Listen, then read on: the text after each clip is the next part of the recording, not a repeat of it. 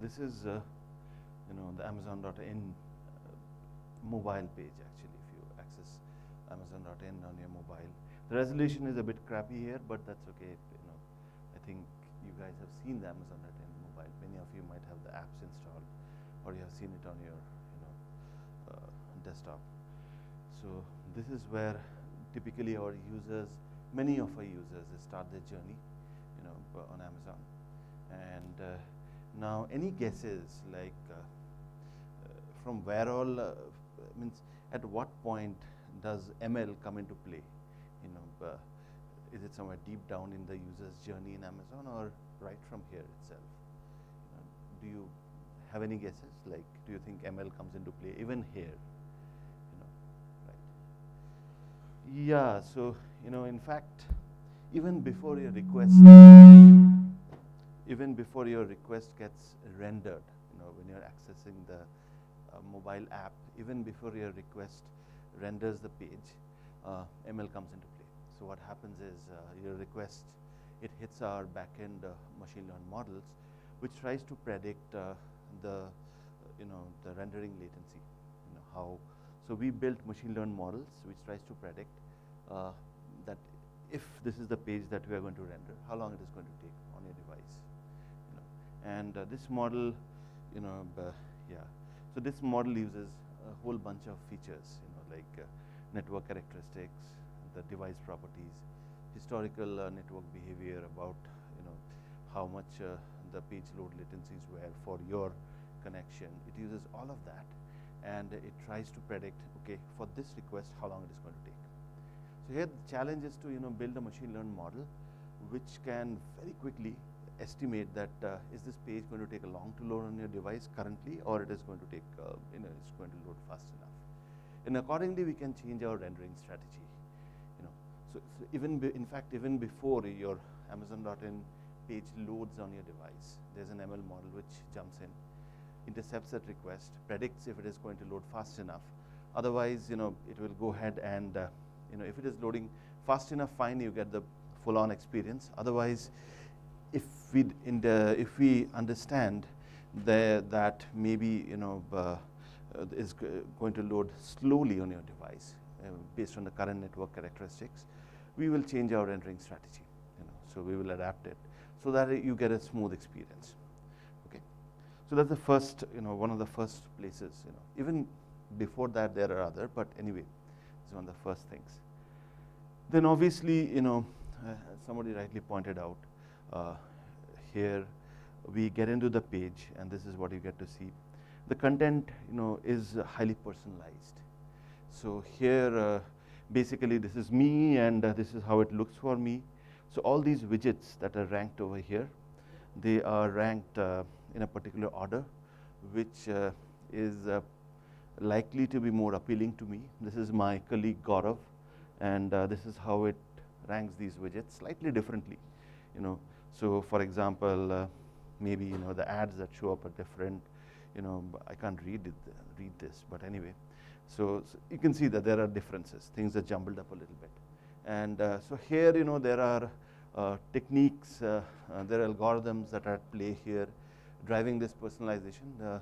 We use RL reinforce. Some of you must be attending the RL sessions that happened today earlier. So reinforcement learning-based techniques to personalize the ranking of these widgets. And here we try to optimize for different objectives. Like we try to optimize for maybe engagement. So we want to keep the users engaged on this page as much as possible. Or we want to optimize for maybe purchases. So we want users to end up buying things on our, or we want, there can be multiple other objectives. And and it might be a completely new user, who's coming to our desktop, and we want him to end up joining Amazon. So that also can be an objective. So there are, the ML models at play, which are applied and triggered, appropriately right when the page is rendered, to decide the overall ranking and personalize the content for you. Okay, so that's where the journey starts. Now, what might happen is if you scroll down the page somewhere, you will come maybe to the deal section. So these are deals that are selected. Now here, there, some of us, in fact, me and a bunch of other scientists, we work on specific ML models to solve a series of problems pertaining to deals. So, the first problem that we have to solve is, if you look at Amazon today, Amazon.in, for example, there are, maybe hundreds of millions of products in our catalog. Now, when all these deals happen, like let's say, some big sale event happens, or the Diwali event happens, Diwali sale event happens, you get to see a special deals page, and there you end up seeing a lot of deals, right? And maybe a few thousand deals. Now, how does one decide out of the hundreds of millions of products that are there on what to offer the deals? Okay. That's one big question that one needs to answer. Second, how does one decide what are the discounts that we should offer on deals? Okay. And so these are big challenging questions, and we have ML models. We build machine learned models to prioritize and select products from this huge corpus of maybe a few 100 million products. From there, we have to select maybe 10,000 for a small event. Okay, 10,000 products, such that these selected products, they are best when it comes to maybe driving sales, overall sales. It will improve, or it might drive new user acquisition. So we might end up getting a lot of new users joining Amazon, or we want to diversify spend. So maybe I only buy electronics products on Amazon. I don't buy anything else. I don't do my groceries. So for people like me, they might want to diversify the spend so that I end up maybe doing groceries or buying clothes. So so you have to select. So these machine learned models try to pick products from this huge corpus of 100 million products. What are the right products that will drive these? And there are optimization functions that are at play over here, and there are predictive forecasting models that are at play, which tries to forecast that, okay, if this particular product I sell on this day at this particular price point, then what is roughly going to be the sales? What is the approximate sales? So that's one. And since we have time, we can discuss a little bit about this. Now, earlier this year we started looking at how also when you're showing this, when you're selecting these products, you obviously, based on historical data, you try to train that, okay, when a product has these kind of characteristics, it is going to sell this much amount on a particular sale event. That's easy to model. But there, you are ignoring what are the other products that are on sale. Because, when you go to a deals page, there are a lot of products on sales. And maybe a sale on one is cannibalizing the sale on others. So can you capture these effects? That, so you select products such that instead of selecting individual products, you select a group of products such that they kind of don't cannibalize each other's sales. And, that's a big challenging problem, and we are still grappling with it, that how can you build machine learned models to do all of this. So yeah, so that is on the deals and discounts. And then maybe what you might want to do is, you saw the deals page and you have some particular product in mind, and here you come and you say that you start searching for the product. Okay, so you type in your search query. I typed in geyser, and this is the search results page. It has different sections. So the first two results come from the sponsored products, which are like advertisements. So these are products these are product ads. So, and these are what we call as organic search results. So these are from the rest of the catalog, and these are ads that sellers they want to advertise for this particular keyword. Okay. Now, so these are the two rough sections. And there are a plethora of ML problems where me and a bunch of my colleagues we focus on. And so if you look at, it starts right from the query itself. So here the query I had typed in was geyser, and obviously it's a spelling mistake. And so there's a module that we have which is in a machine learned model which does query understanding. So it can understand that, okay, this is obviously, it can do simple things like spell corrections, but it can do semantic equivalencing as well. So it understands that the, geyser, which has, actually this is geyser, which you have spelled as geyser, this is the same thing as a water heater. So, there are specific deep learned models that tries to do the semantic equivalencing between queries. And, these models are at play here, which tries to understand, oh, you typed in this also means this. And some amount of natural language understanding goes in over here.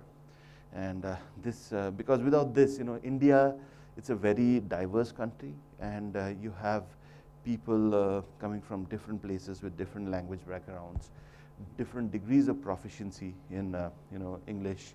So now we have vernacular pages as well, but primarily people search in English. So we need to be proactively able to understand how people spell different things, how people try to express their needs. And so that's the reason a good amount of our effort goes in this whole query understanding area. Okay. And we build various deep learning models and to do all of that. Okay.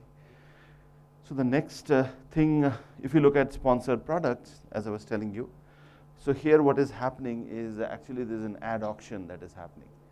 So there's a live auction that happens amongst all the ads that had bid for this keyword.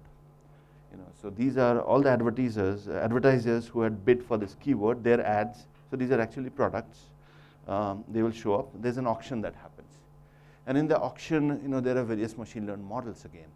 So, there are machine learned models that estimate the overall relevance. So how relevant is this particular product to this query? So, that's a very important model where, again, me and a couple of scientists, we spend a lot of effort on. And it's a tough problem, because as you see, this is, again, this query is geyser. This may not have the word geyser at all anywhere. So you can't do a simple text match. You have to do it in the semantic space. And so you have to understand.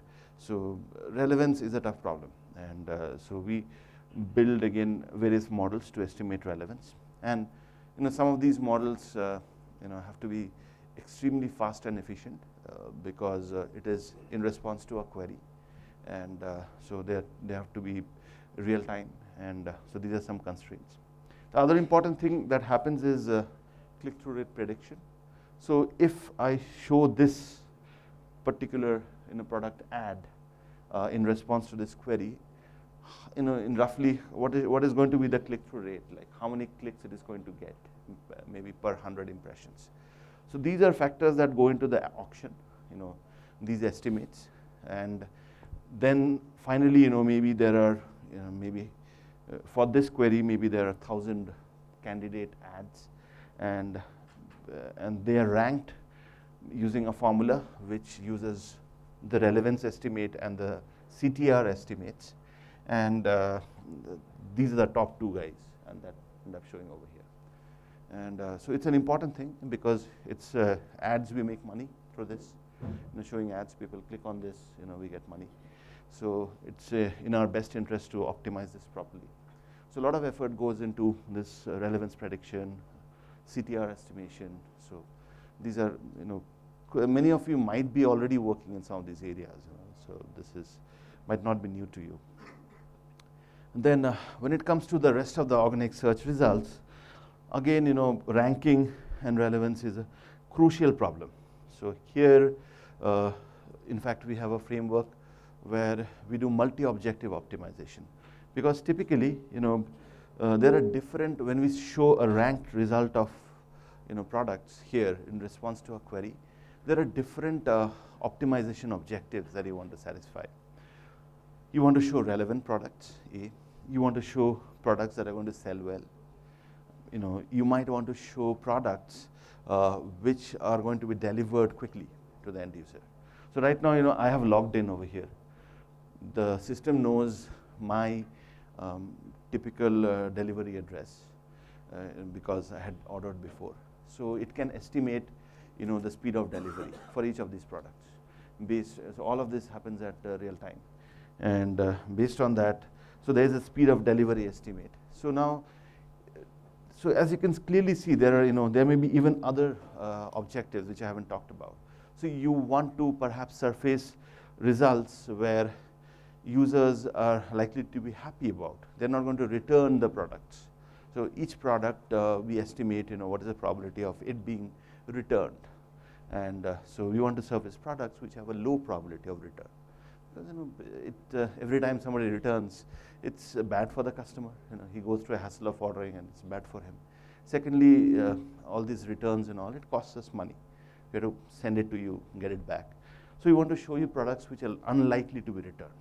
So there are multiple objectives, and we have, in fact, if you're interested, I can connect you with a paper we have had from our group on multi-objective optimization, where the model tries to balance between multiple objectives and tries to rank products satisfying multiple objectives if we are selling it directly or from our sellers who are selling on our marketplace.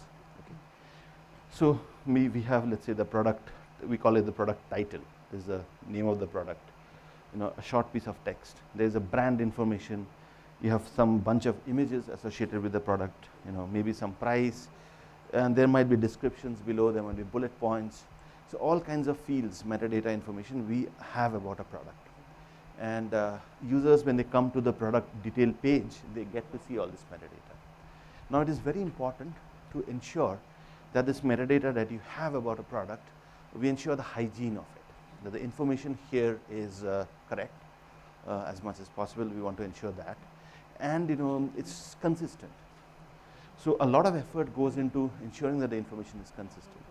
And things might creep in, errors might creep in when you have a catalog running into several hundreds of millions. And you manually obviously can't analyze it. So you have to have machine learned models which are doing this. So one model that we have at play tries to ensure that the image that we are showing here and the textual metadata, they are consistent. So we have errors where, and I don't have example ready here, where the text talked about, that it was a toy, some kind of a small toy car or something. And the actual image was that of a watch. And so it happened because the seller uploaded a wrong image for the product, and now that went live, and now it is disruptive for the user, end user. It erodes trust. The user will say, hey, what is this? Analyzing these images, which is analyzing the text and ensuring consistency between them. Not only image and text, there are machine learned models which is looking at the different textual fields itself. So there are scenarios where we had for a television that in the title it was saying that okay, it is a 40-inch television, but if you reach the description and read it, you'll see it says 60-inch television. Now the user is completely confused. Like, what will I get if I order this? Will I get a 40-inch or a 60-inch? So so you have to make sure that different textual fields, the information contained there is consistent. So here, for example, it says it's a 3-liter water heater in the title. In the description, it says it is a 3-lit. So there are these nuances. So you have to take care of, it's not just 3 liters here. You look for 3 liters there. It might be slightly different. So our models have to be robust to understand, these textual blurbs are actually, consistent. Okay, and so now, then there are machine learned models which tries to analyze the image itself, just the image, and because we have a whole set of strong guidelines about images, so there are machine learned models which tries to recognize, are you showing some actor or actress's images or not? Because oftentimes we have found that many of our apparel, the clothes and all we show, some of them they show actresses' images, without having a proper license for that. So, and that actually we might run into legal problems. So it is important to ensure that we detect such cases and check with the seller that do you have a license for this image. And so we have Priyanka Chopra detectors, and we have maybe Prachi Desai detectors, all of that happening behind the scenes. And just to a little nugget of information, the Prachi Desai and Priyanka Chopra detectors is done by our colleagues in Seattle, and they are, one of them is a Japanese guy who doesn't know about anything about Prachi Desai or Priyanka Chopra. So yeah, so he's always wondering, who are these people? So we made him watch a movie. Okay, you watch a movie and see. Okay, this is Priyanka Chopra. So anyway, so this is interesting. Then the other thing area is pricing. Pricing is an important area because that's how we make money. So basically here, some of us, me and again a couple of guys, we work on trying to find out, basically trying to answer the question, given a product, what is the right price for the product? The model should be able to figure out. This is an important question because, there might be errors when a seller is listing a product. So it happened that, a seller listed a product, an iPhone, or some very high-end phone, and he by mistake put 10,000 instead of 70,000 or something like that. And that product, if it goes live, obviously people start ordering, and we can't honor those orders. So how do you detect that this is an error, pricing error? So pricing error is a problem. Then there are heavy discounts at times, maybe some by mistake or by for whatever reason, that they might show that this is the MRP and this is the discounted price, and some ridiculous discount like 80%, 90% or something. So then we need to get worried, like what is going on. So basically we need a machine learned model which, given a product's metadata, it can guess what is the price of the product. Again, a lot of effort goes into doing that. A closely related model is what we call as the price demand elasticity model, where basically it's a classic econometrics model, where basically we try to model that if I change the price of a product, how is the demand going to change? It's a continuous curve. So as I lower the price, the demand is supposed to increase. So for every product that we sell, we need to do that. And so there are machine learned models which tries to figure that out. Okay, so for this product, if I increase the demand by, let's say, 100 rupees from what its current value, then the demand is going to go down by this much amount. So that is, it's an important thing, and it helps us decide, a lot of things. For example, deals.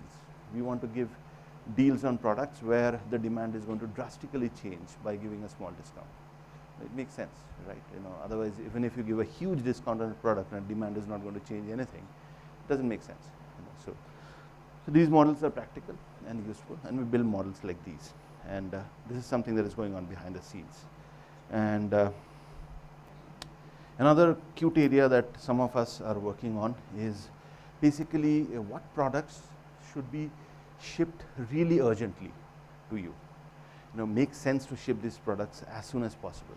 Maybe by, if it is local, fine, that is a trivial case, but if it is remotely shipped, we should ship it by air. And it's an optimization problem because, shipping with air is costly. So we have to optimize the cost of shipping versus the benefit we are delivering to you, as an end user. So that optimization is a careful optimization. And that decides, okay, these are the products that should be shipped as soon as possible by air.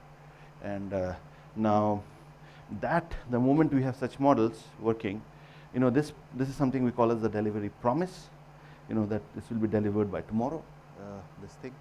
So the promise numbers will start changing for products, because if something we decide, the model decides it has to be shipped by air, and the numbers might look better. Right? So that is another area that some of us are focusing on. And then another thing is, these affordability options. So in India, see, all of us, we have a very varied demographic. Not all of us are very affluent, or not all of us are reasonably affluent to even make purchases online or of products that they want to.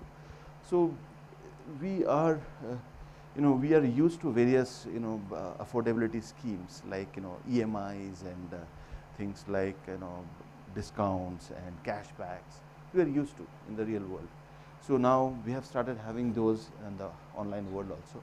So now for this product, when we are showing these products, we want to surface some of these affordability options. So like cashback, you get a 50 rupees cashback on this product. That's one. Then there's a no cost EMI. Then there are other bank offer, credit card offers and all.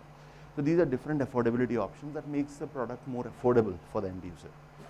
So how do you rank these different affordability? You might be having many of them. So given this particular product, what are the affordability options that are applicable and how do you rank them? That's an important ML problem. So that the end user finds it useful, they avail them. So that's the thing, because if we show you some random things, the end user will not use it. We want the users to use these options. That's an important metric we track. And so affordability ranking is an ML problem, and we optimize the uptake of affordability options over here. Okay, and then if you scroll down the detail page, yeah.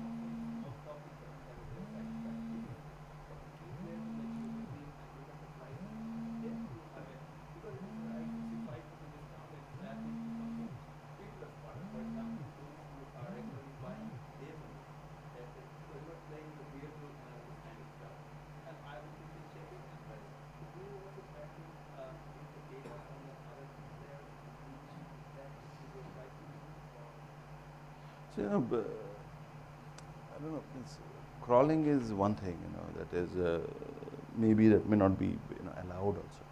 But obviously, we have category managers who are constant. These are actually human beings who are actually keeping track of products of key, products. Like we have category managers who are responsible for selling mobiles, for example. So they keep track of prices. They themselves, they give us inputs that okay, Flipkart is typically selling these days, these mobiles. So that is one. We have human input. And also, the behavioral data tells us a lot. So because price changes and how people react to these price changes, on our side itself, it is a dead giveaway. That we must not be doing something right. It's still not selling. Whereas that itself often is very indicative. And we do have, people actually keeping track of prices and all.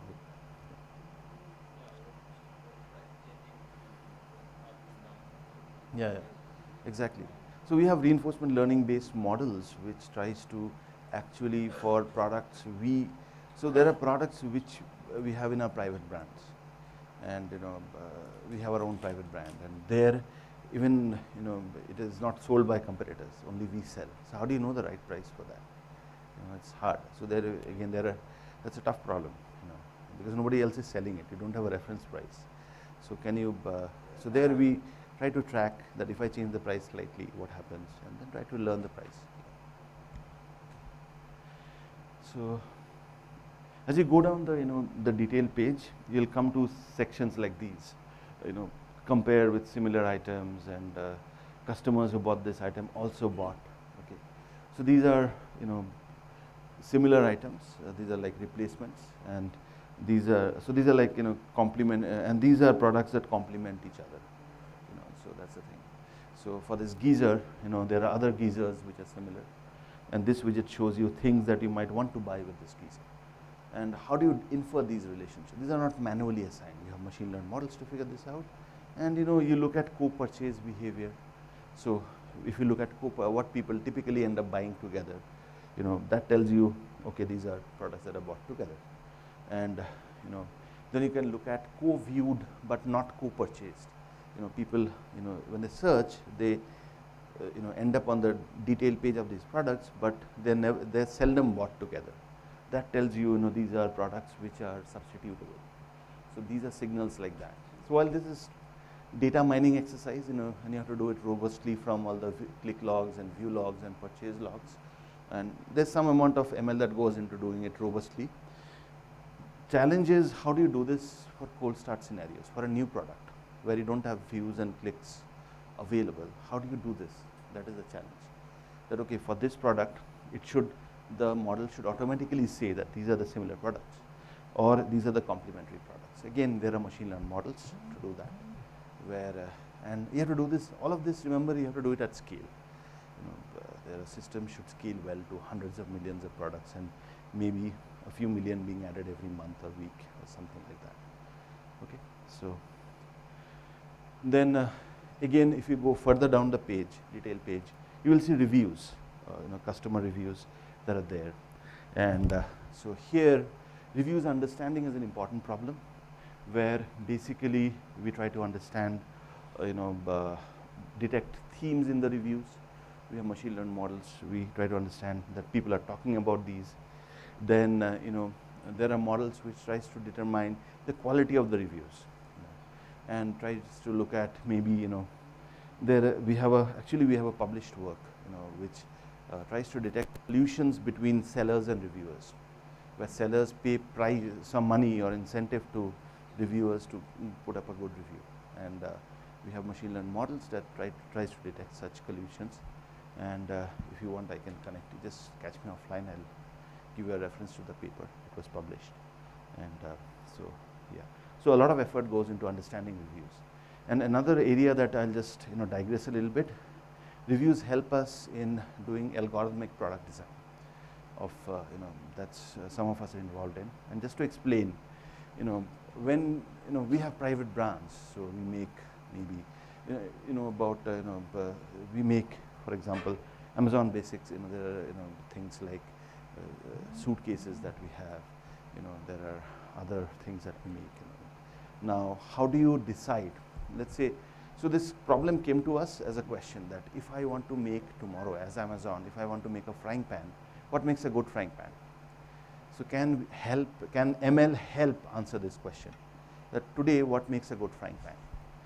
So we realized, that information comes, you get a lot of that information from how users are reviewing products on our, website. So basically, users themselves are talking about, 5 minutes, okay, different aspects of a product, and how important an aspect is. So all of that tells us, and that helps us design products. For example, it tells us,